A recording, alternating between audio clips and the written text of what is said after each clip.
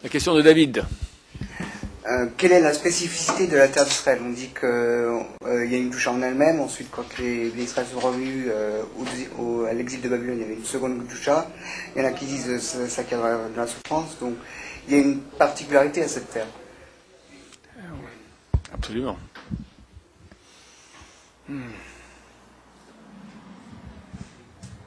Bon, pour répondre d'abord à ces questions au niveau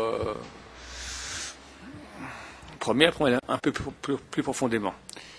C'est une terre sainte. Eretz HaKodesh, la terre de sainteté. Est-ce qu'elle est actuellement sainte? Oui. Il y a deux frontières. Il y a deux frontières de cette terre durant l'histoire. Qu'est-ce qu'on appelle Eretz Israël? Où sont les frontières de la terre? Alors il y a les frontières de ce qu'on appelle la conquête des sortants d'Égypte, Josué, et la conquête de ce qu'on appelle les sortants de Babylonie. Ezra Sopher, amène avec lui 42 000 juifs de l'Empire perse, après qu'ils ont été déportés, donc, premier exil. En moins 586, Nabucodonosor déporte tous les juifs en Babylonie pour un exil de 70 ans. Après 70 ans, Ezra Sopher revient avec 42 000 juifs ici en terre d'Israël et occupe la terre d'Israël. Des frontières différentes. Grosso modo, c'est la même chose, mais ce n'est pas tout à fait la même chose. La conséquence qu'il y a entre ces deux frontières, c'est au niveau, par exemple, aujourd'hui de la Shvit. Shvit, c'est 7e année, on n'a pas le droit de travailler la terre d'Israël. Les fruits ont une certaine sainteté. On ne peut pas les exporter à l'étranger, on ne peut pas les gâter pour rien. Et on parle uniquement des fruits qui ont poussé en terre d'Israël. Quelle terre d'Israël? Celle de la conquête des sortants d'Égypte ou celle de la conquête des sortants de l'Empire perse, qu'on appelle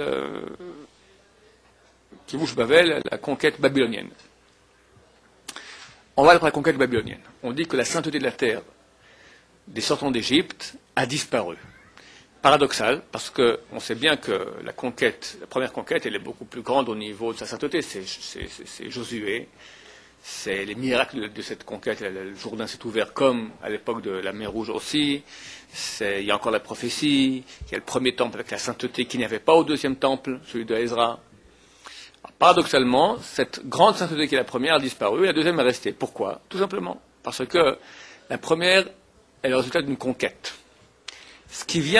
Une sainteté qui vient par conquête peut disparaître par conquête. Nabucodonosor fait une conquête militaire, déporte tous les juifs de la terre d'Israël, donc une conquête peut venir annuler une conquête.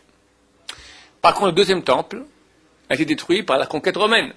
En 135 de l'ère chrétienne, donc en 70, le temple est détruit. Les Romains laissent la population autochtone, les Juifs, en terre d'Israël. En 135, Bar Korba dirige une révolte contre les Romains. Adrien, le général Adrien, qui devient après empereur, amène une armée de 120 000 hommes qui matent cette révolte dans un massacre terrible. Terrible. Et les quelques centaines de milliers de Juifs qui restent en terre d'Israël sont déportés. Et la terre d'Israël reste vide. Donc la conquête romaine ne peut pas annuler l'installation de Ezra. Pourquoi? Parce que l'installation d'Ezra ne s'est pas faite par conquête, elle s'est faite par autorisation des nations. C'était l'Empire perse. Le roi perse, Koresh en hébreu, Cyrus en français, tel que le raconte la Bible, fait un rêve. Dieu lui parle dans un rêve, lui dit, je veux reconstruire mon temple à Jérusalem. Envoie à tous les juifs de mon peuple qui sont dans ton empire, à reconstruire le temple. Et, t'imagines maintenant, c'est pas Bush, c'est Bush et Poutine et tous les pays du monde, l'ONU, d'accord, et tout au coup, ils ont tous une prophétie, et tout au coup, ils disent tous ensemble, écoutez, Dieu nous a parlé, les Juifs, allez reconstruire votre temple à Jérusalem. Ce qui s'est passé, Cyrus fait un édit, Dieu m'a parlé, en rêve, m'a demandé de reconstruire son temple, alors tous les fils de Juda, donc c'est les Yehudim, les Juifs, allez-y, vous avez l'autorisation complète, plus encore, il va payer même, il va aider au niveau des matériaux pour la construction de ce temple-là. Donc vu que le deuxième temple, la deuxième conquête, a été faite par autorisation des nations, aucune conquête ne peut venir et l'annuler. Donc la sainteté de la terre d'Israël reste dans les limites de la conquête de Olé Bavel, de l'immigration provenant de Babylonie. Elat, par exemple, ne fait pas partie de la terre d'Israël. Pardon? On n'a pas conquis. Qui l'a conquis? L'État d'Israël actuel. Alors, il ne faut pas faire la confusion. L'État d'Israël actuel n'a aucune valeur au niveau de la sainteté de la terre.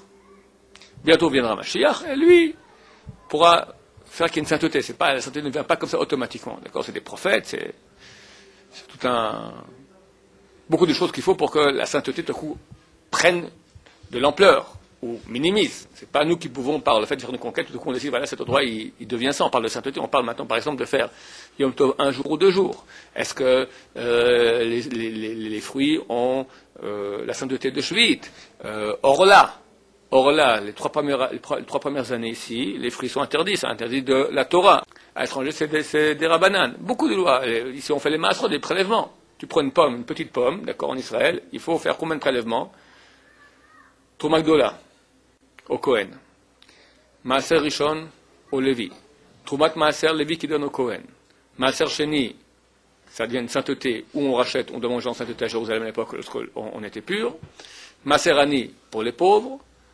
T'as Issour de Orla, t'as Révaille. Tous ces lois qui sont pratiquées ici.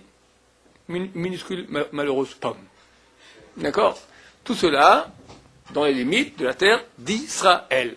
Israël, il faut comprendre, la conquête de Babylone. Tov. C'est pas on dit, c'est marqué dans le traité Brachot, page 5, 3 choses s'achètent avec souffrance. La Torah, Olam Haba, le monde à venir, et la terre d'Israël. Le pourquoi de la chose, il est simple. Il est impossible dans la configuration telle que le monde existe d'obtenir une chose de valeur sans effort. Rien qu'au niveau physique. Quand tu es à vélo, si tu avances à 50 km à l'heure sans pédaler, c'est sûr que tu es en descente. Tu veux monter, c'est impossible que ça avance tout seul. Tiens, c'est marrant mon vélo qui monte tout seul. Il faut pédaler. Et plus c'est dur, plus c'est que tu es en train de monter. De même que c'est physiquement, c'est ainsi de façon spirituelle aussi. Le Talmud traité Megillah dit Yagata matzata ta'amin. T'as peiné, t'as trouvé, tu peux croire que tu as trouvé. Yagata lo matzata. T'as peiné et t'as pas trouvé, crois pas que t'es peiné. C'est pas encore assez. Ça marche pour la Torah ou pour le Israël. Mais la terre d'Israël est une chose métaphysique.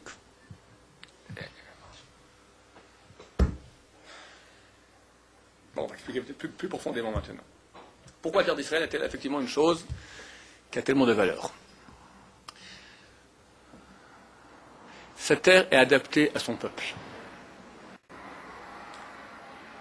Le peuple d'Israël est un peuple, c'est marqué En Mazal Israël. Traduction littérale fausse. Mazal, c'est chance. Pas de chance pour le peuple d'Israël. C'est vrai, ça fait 3000 ans qu'on n'est pas trop chanceux. Ça, c'est la mauvaise traduction. La vraie traduction signifie Mazal, vient du mot nozel, cool. Nazelet, c'est un rhume. D'ailleurs, je crois qu'en français, le mot né, naz, né, avec un Z à la fin, vient de l'hébreu nozel, que ça coule, d'accord? Ça coule. Rarement la langue coule, les oreilles coulent, les yeux coulent. C'est le nez qui coule, d'accord? C'est l'organe par excellence. Donc, naz, nasal. Qu'est-ce qui coule?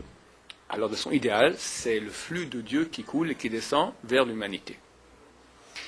Dieu a créé un monde physique. Ce monde physique, même la physique aujourd'hui le dit, il est géré par des énergies. La physique, c'est bien, te dira, la table, c'est pas une table, ce sont des champs, des électrons qui tournent très vite, qui créent des champs, de l'énergie, l'énergie atomique, etc. Donc il y a des forces. Ces forces sont gérées par des forces spirituelles. De même, donc, il y a une logique, tout un édifice physique, un édifice qui est métaphysique. Et cet édifice métaphysique s'occupe qu'il y ait un flux de vie qui provient de la source de vie Dieu. C'est marqué que chaque petit brin d'herbe, il y a un ange qui vient qui lui dit « grandis ». Les petits enfants croient qu'il y a un petit ange qui vient avec des ailes comme ça, et à chaque petit brin d'herbe, ting, il donne comme ça un petit coup de baguette, grandit. Bon, au niveau plus intelligent, on va dire, plus mature, il y a une force spirituelle qu'on appelle ange, d'accord, c'est une force spirituelle qui fait que ça pousse. Qui fait que ça vit. C'est quoi la vie? Le secret de la vie, personne ne connaît. Comment tu vois un corps mort, un corps vivant? C'est certain qu'il y a une force spirituelle. La Terre tourne. Okay, alors, on me dit il y a des forces. Force de gravitation, force centrifuge, centripète, ok, mais c'est des forces. Elles sont où les forces? Une force, c'est une chose spirituelle. Une fois que j'ai rencontré un gosse de 12 ans, je lui parle de spirituel, il ne comprend pas de quoi je parle. Je lui dis, moi, ce que je vois, ce qui existe, tu parles de Dieu. Alors j'ai pris mes clés, je n'ai pas mes clés dans la poche, j'ai pris un mouchoir comme ça, je lui dis, regarde, je lâche, ça tombe, comment ça se fait? Il y a une force. Tu la vois? Non. Donc il comprend qu'il y a des choses qui existent qu'on ne peut pas voir. Il y a des forces. Dieu a créé 70 nations. Il y a plus de nations dans le monde, mais il y a 70 groupes de peuples.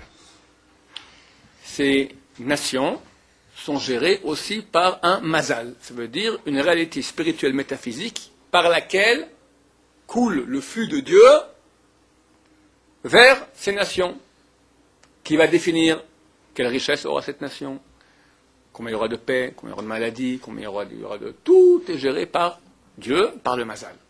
Dieu envoie un flux par le tuyau, on va appeler ça des tuyaux, d'accord, par lesquels ça coule, des tuyaux métaphysiques par lesquels ça coule. En mazal, Israël n'a pas de mazal. Dieu n'a pas créé pour le peuple d'Israël, dans la logique, dans l'édifice de la création du monde, il n'y a pas d'une chose qui s'appelle Israël. Ça rentre pas, c'est pas naturel. Dans la nature, il y a une nature physique, une nature métaphysique, mais c'est une nature. Il n'y a pas Israël, ça n'existe pas. Abraham, le grand-père de Yaakov, qui est surnommé Israël, donc, le grand-père du peuple d'Israël, n'a pas d'enfant. Il est stérile. Chazal nous dit, il regarde dans les étoiles, il voit qu'il n'aura pas d'enfant. C'est quoi il regarde dans les étoiles? Il regarde dans la structure métaphysique du monde. Il voit, moi, j'ai pas de place là-dedans. Ça s'arrête avec moi. Moi et ma femme, on n'a pas d'enfant. On n'existe pas, c'est fini. Dieu lui dit, c'est vrai, mais je te mets au-dessus des astres, au-dessus du monde. Toi, tu vas te brancher directement avec moi. Naturellement, tu n'as pas de place. Tu es surnaturel. Mais étant surnaturel, on doit se brancher à la source. Surnaturelle. Ça s'appelle Torah Mitzvot. Quand le peuple juif fait Torah Mitzvot, il est branché directement. Mitzvah, ça veut dire branchement. En bon français, le mot mitzvah signifie union, branchement. Mitzvah égale branchement. Donc, je dis mitzvot, et la plus grande mitzvah, c'est l'étude de Torah, donc je suis branché à la source. Donc, je vis surnaturellement. Nous sommes un peuple surnaturel. On est né où? Dans le désert. On n'a pas de terre. On est indéfinissable. Donne-moi la définition rationnelle du juif. Religion? Peut être non religieux et juif. Quelqu'un peut dire, pour moi c'est des sorts cette religion, c'est de la foutaise, il est juif. Il peut se convertir au christianisme ou à l'islam, il est juif. Donc c'est pas une religion. Est-ce que c'est une descendance génétique? Tous les enfants de Abraham, Yitzhak, Yaakov? Non. Tu peux te convertir. Et les plus grands peuples juifs, c'est très souvent des convertis. Mashiach. Le Messie que nous attendons, c'est un descendant du roi David. Son arrière-grand-mère, c'est une convertie, Ruth Moabite. Il était fils de converti. Shmaïa et Avtalion, c'est 2 maîtres, des convertis eux-mêmes. Akiva, fils de Yosef, le converti. Rabbi Meir, le grand Rabbi Meir Balanès, arrière-petit-fils de Néron César. Dans la culture latine, c'est marqué que Néron est devenu fou. C'est vrai, il s'est converti. Pour eux, Marbout, César Néron qui se convertit au judaïsme, il est devenu fou. Il a mis feu à Rome, il est parti. Il s'est taillé ici. Ah ouais, eux ils savent pas. Nous, on sait. T'imagines l'archouma pour les Romains de dire que leur César s'est converti au judaïsme, c'est pas possible. Donc il est devenu fou. Voilà, il a mis feu à Rome et il a disparu de la circulation. Voilà. Traité Gittin, page 57, je crois, c'est marqué là-bas que Meir, petit-fils de Néron. Donc, un juif n'est pas un descendant d'Abraham, Yitzhak, Yaakov, forcément. Est-ce que c'est un peuple qui est défini par une appartenance à une terre? Non, on n'est pas né sur cette terre, c'est pas cette terre qui nous définit en tant que juifs. La majorité des juifs n'ont pas mis leurs pieds sur cette terre toute leur vie. La majorité de l'histoire juive, les juifs n'ont pas habité cette terre, donc nous ne sommes pas définis par cette terre. Donc qu'est-ce que nous sommes? Allez, ce 30 secondes de réflexion, je vous laisse. Un peuple nomade. Un peuple de nomades, c'est quoi un peuple? Une entité. Une entité définie par? Une entité. Une entité définie par? Culture. Non. Non, non, quelqu'un peut dire, moi j'ai pas la culture juive. Ah oui, je comprends. Moi j'ai aucune culture juive, moi je... La croix, tout ça. Hein? C'est ça. C'est quoi la transcendance? Qu'est-ce que la transcendance? Le fait d'avoir justement cet héritage spirituel, ça peut être que ça. Attends, tu as un voisin qui s'appelle Martin Dupont, d'accord? Il dit, monsieur, vous êtes juif? Oui. C'est quoi un juif? Une transcendance spirituelle. De quoi vous parlez? Quoi, moi j'ai pas de transcendance spirituelle? Mais quelqu'un qui ne pratique pas, il n'est pas juif? Il est juif. Alors là, Rousse, qu'est-ce qu'il dit? Juif appartenant au peuple juif. Ils ont vu le problème. Ils n'ont pas de solution. Voilà, on tourne en rond. Alors, c'est pas la même chose pour un chrétien ou un musulman? Un chrétien, c'est une religion. Tu peux être français chrétien, tu peux être français athée, tu peux être italien athée, italien chrétien. Musulman, tu peux être... Musulman, c'est une religion aussi. Il y a arabe chrétien, arabe musulman. Au Liban, tu as des arabes chrétiens, des arabes musulmans. Tu peux avoir un français musulman. Il n'est pas arabe, mais il est français musulman. Il y a bientôt un grand américain musulman, bientôt. C'est une religion. Nous, c'est pas une religion. C'est un mode de vie. Quelqu'un qui n'a pas le mode de vie, il n'est pas juif. Il est juif. Un juif, c'est ni une religion, ni un peuple, défini par une terre, ni une descendance génétique, ni un mode de vie, ni un mode de pensée. Alors, la réponse, je donne dans différents cours déjà. Elle dit aussi que celui qui fait pas Shabbat, celui qui fait ça, il est retranché. Il est retranché, mais il est juif. Israël, afapi shechata, Israël ou. Clair comme l'eau de roche. Un Israël, même s'il a un statut de non-juif, à certains égards, il est juif. Il faut accepter un Dieu unique. Mais les Arabes aussi acceptent un Dieu unique. On dit les... Un non-juif qui accepte un Dieu unique, il est juif ou pas? Il est non-juif. Un juif qui accepte plusieurs dieux, il est juif? Il est juif. Donc on ne peut pas dire que maintenant le fait d'accepter un Dieu unique, c'est ça qui te rend juif. Donc, en deux mots, cherchez pas, il n'y a pas de solution. Il n'existe aucune, absolument aucune définition rationnelle du juif. Pourquoi? Parce qu'on n'est pas naturel. On est surnaturel. Branché autre part, rien à voir. C'est un bidule machin qui existe les juifs. Indéfinissable. On est bien là. Et on parle de nous sans cesse. Pourquoi? Parce que ça dérange. Dans l'ordre de ces 70 tuyaux qui amènent le flux de Dieu sur terre, toi on ne compte pas, on ne calcule pas là-dedans. Alors si tu es branché là-haut, ça va? Tu es à la source, tu prends directement. Mais si tu n'es pas branché, comme hélas durant toute notre histoire, alors on est en exil, hors de notre terre. On va dans les pays d'accueil et on mange le pain des Français. Mais ils ont raison. On dérange. On dérange. Quand tu es 1%, 2%, 5%, 10%, tac, ça crée une réaction xénophobe. C'est quoi ces gens-là? Ou assimilez-vous, ou dégagez. Enfin, qu'est-ce que c'est ce truc machin-là? On a une terre depuis 60 ans, messieurs. Une terre, on ne la reconnaît pas. Après la guerre, il y avait un grand chacham, il s'appelait Rav Mordechai Pogomansky. Après la guerre, il s'est réfugié à Paris. Et c'était en 45, 46, 47, Balagan, le tohu-bohu. Personne ne savait quoi faire des Juifs. Aller en Amérique, venir en Israël, quoi faire, qui, quoi, comment. Et on parlait d'une éventuelle création d'un foyer juif, d'un État d'Israël en terre d'Israël. C'était un rave d'une grandeur inimaginable. Je vous raconte pour vous situer un peu de quoi il s'agit.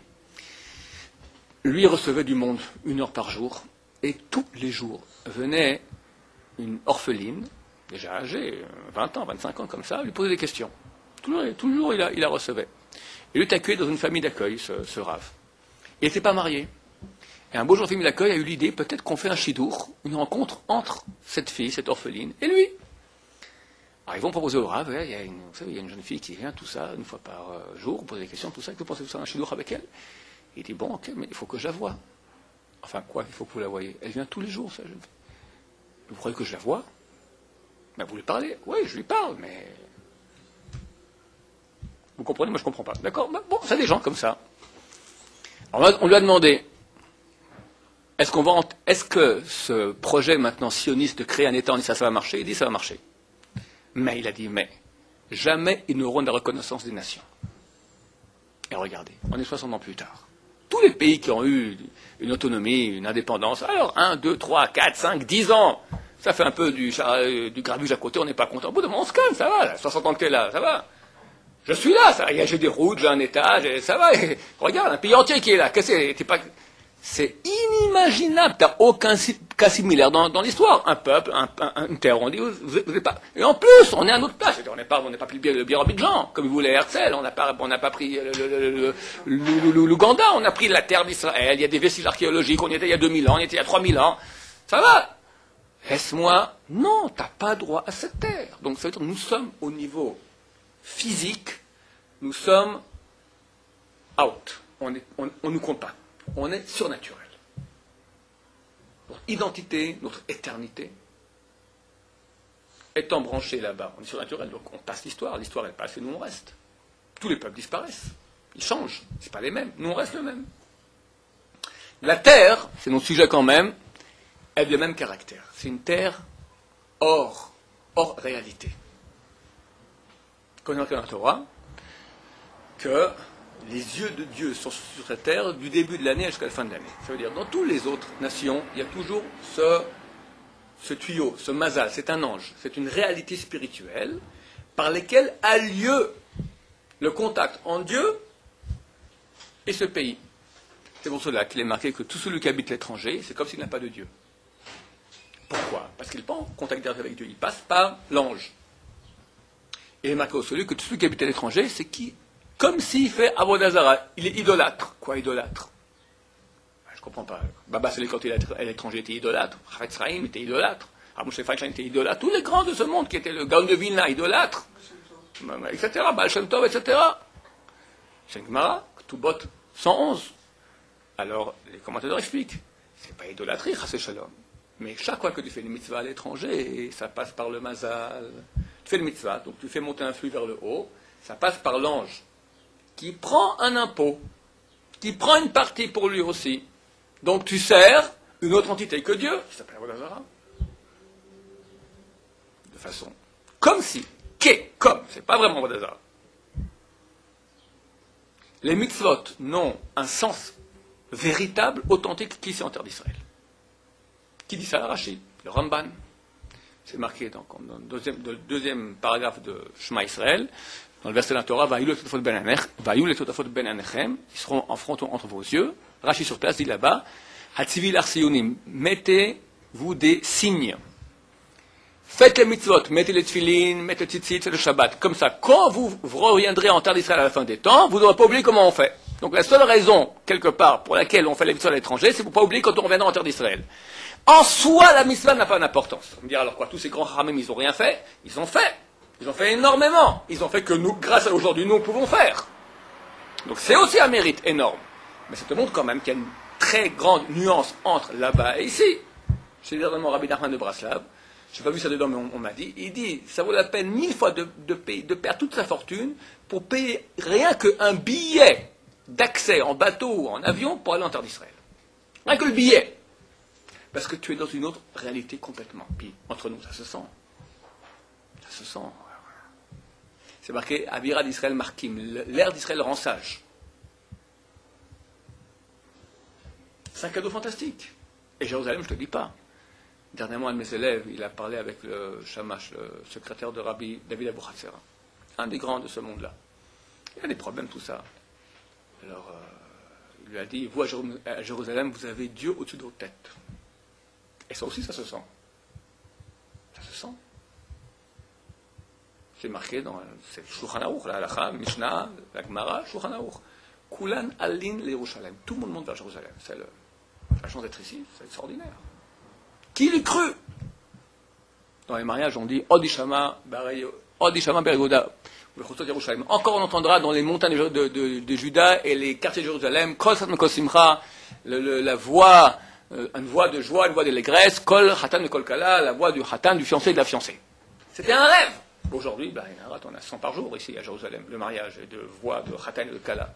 C'est une réalité qu'on ne se rend pas compte ce que c'est. Nos parents s'y pensaient qu'on est juifs. J'ai dû aller chez eux en Israël, mais ils se mettaient à pleurer. Israël, Eretz Israël, les gens ils embrassaient la terre, se roulaient dans la terre. C'est-à-dire qu'on n'est pas dans le domaine naturel, on passe ici dans ce domaine surnaturel. C'est-à-dire que même mourir en terre d'Israël, c'est un mérite.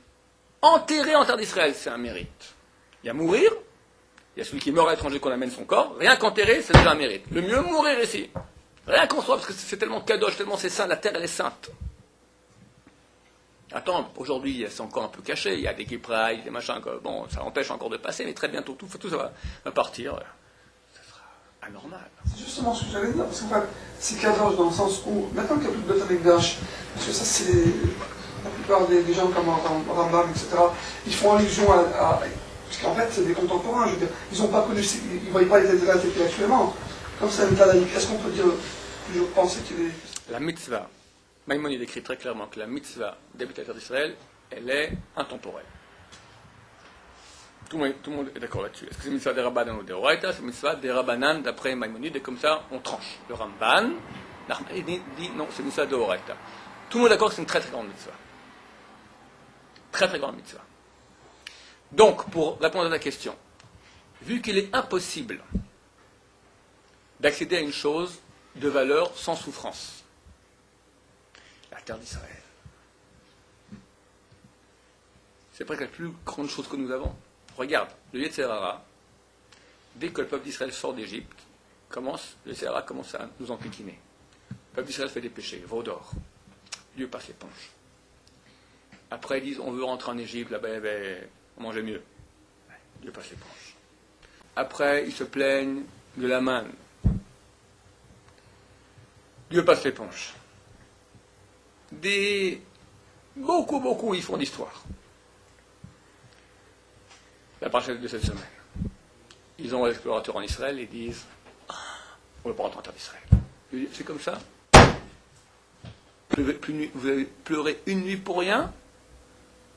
Quand vous avez pleuré, vous aurez des bonnes raisons de pleurer. En résultat, à ce moment-là, a été signé que Moshe Rabbeinu ne rentrerait pas en terre d'Israël, et que le temple qui serait construit, les temples qui seraient construits, premier et deuxième, seraient des temples, comment dire cela, destructibles, temporaires. On est parti pour quelques milliers d'années de bria, de pleurs. Pour une nuit qu'on a pleuré, qu'est-ce que Dieu nous amène maintenant dans une terre? On ne veut pas de cette terre. Tellement c'est un grand cadeau.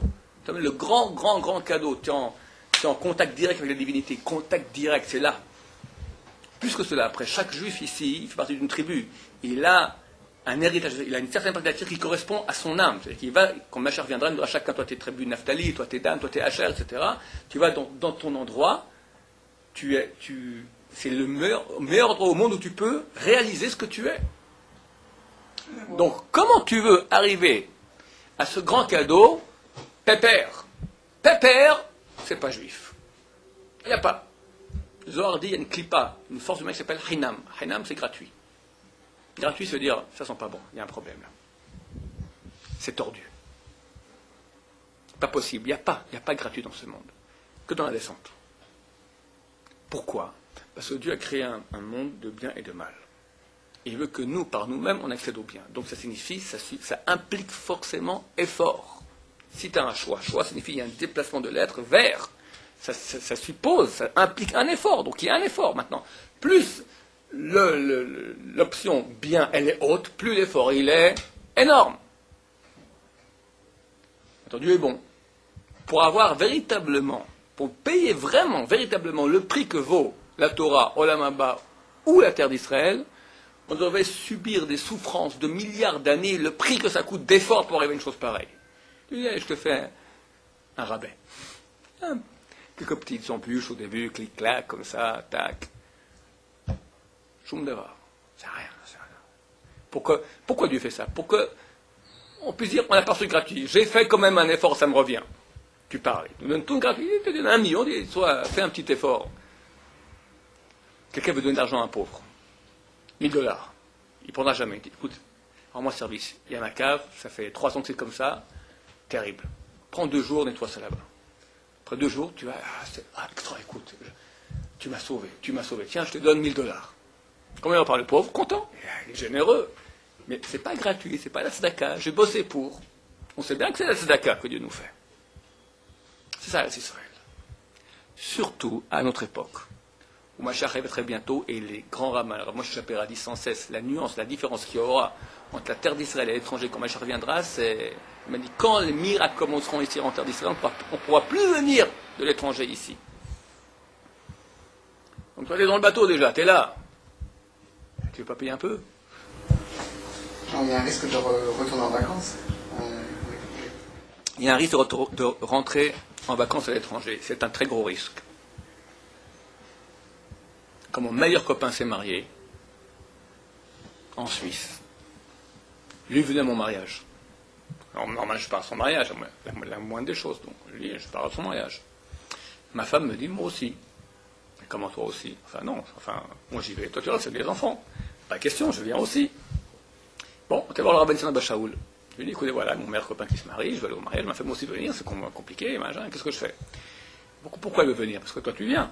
Et toi, tu peux y aller, tu peux pas y aller, tu restes. Pourquoi je peux pas y aller? Tu veux quitter la terre d'Israël pour un mariage? Interdit, tu restes en Israël. Je comprends pas. C'est son meilleur copain, il vient à mon mariage aussi? Interdit. Interdit. La première fois de ma vie que je suis parti d'Israël pour aller à un séminaire à Paris, prendre une brasse d'Arabie Saoudite, je dis, ma première question qui m'envoie jusqu'à aujourd'hui, Kodara, mais si, quand je suis à Paris, Machach, il vient, j'ai l'air bête. Il m'a dit, tu vas pour une mitzvah, là-bas, t'es comme en terre d'Israël. Si tu vas pour une mitzvah qui légitime le fait de quitter la terre d'Israël, ça va? En vacances? Qu'est-ce que c'est? Je comprends pas, t'es le plus beau pays du monde ici. Plus beau pays du monde. Sans... Et les parents, c'est une illusion. Bonne question, les parents, il est permis. C'est pas une mitzvah d'aller assister à un mariage? Oui, mais pas suffisamment grande pour légitimer de quitter Israël. Il y a quelque chose qui légitime de quitter Israël. Trouver une femme, cherche, étudier la Torah chez un rabbin, je ne trouve pas, j'ai étudié bien en terre d'Israël, il faut que j'aille à l'étranger, sauver les Juifs, et si vraiment ici c'est la famine, on s'en sort pas, alors tu n'as pas le choix, tu pars. Et Rambam dit, et après il faut revenir.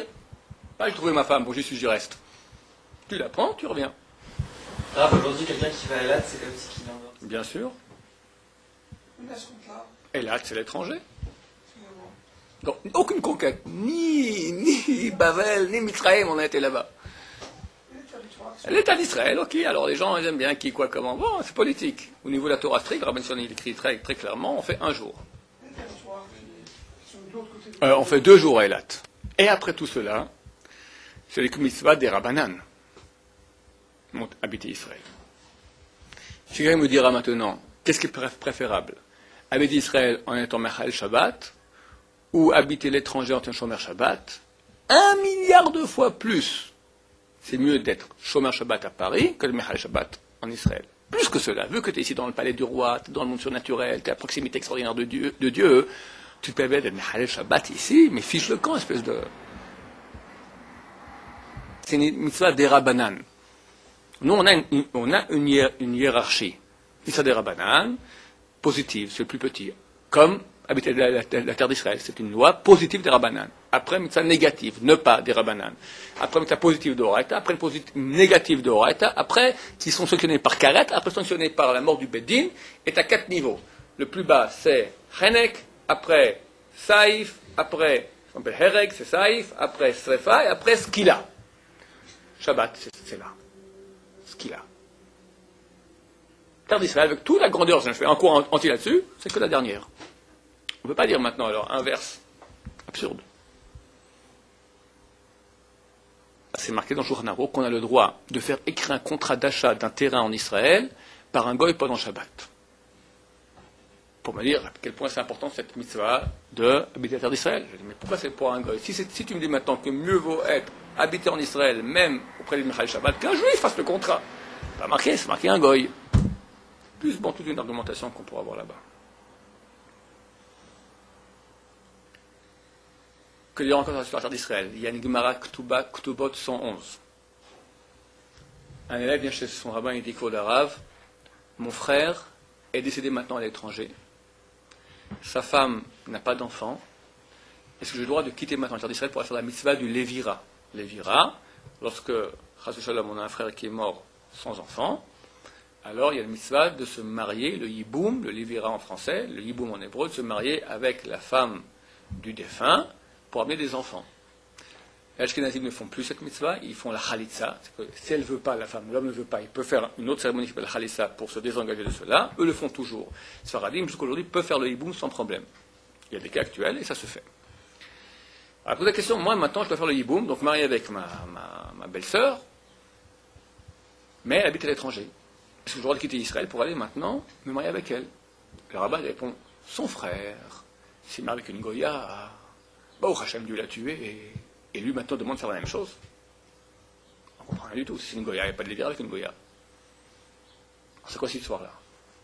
Et j'ai que Marcha, c'était une juive. Mais pour dire le fait tellement mauvais que lui, le frère habitait à l'étranger, et que maintenant le frère veut descendre, l'autre frère, le vivant, veut maintenant descendre faire la même chose, il dit, t'habitais à l'étranger, et Dieu t'a tué, bien fait pour toi. Toi, tout le monde va faire la même chose, maintenant aller à l'étranger?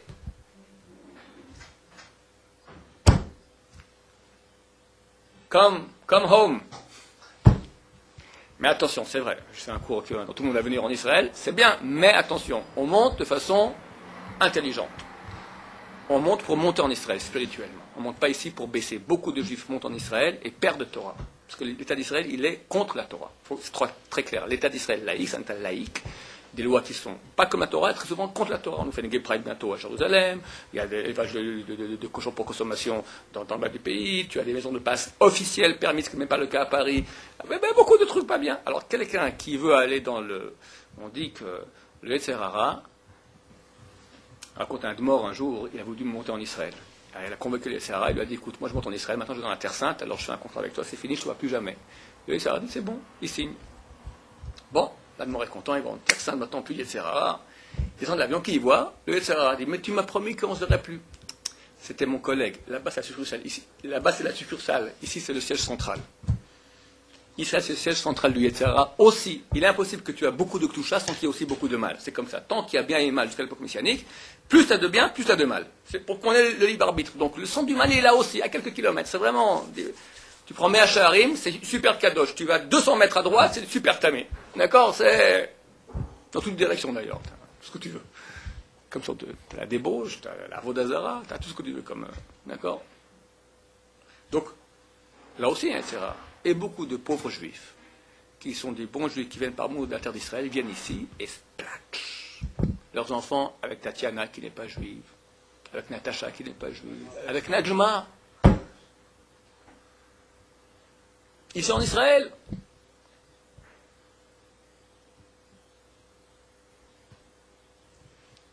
Bon, je vais pas raconter des histoires.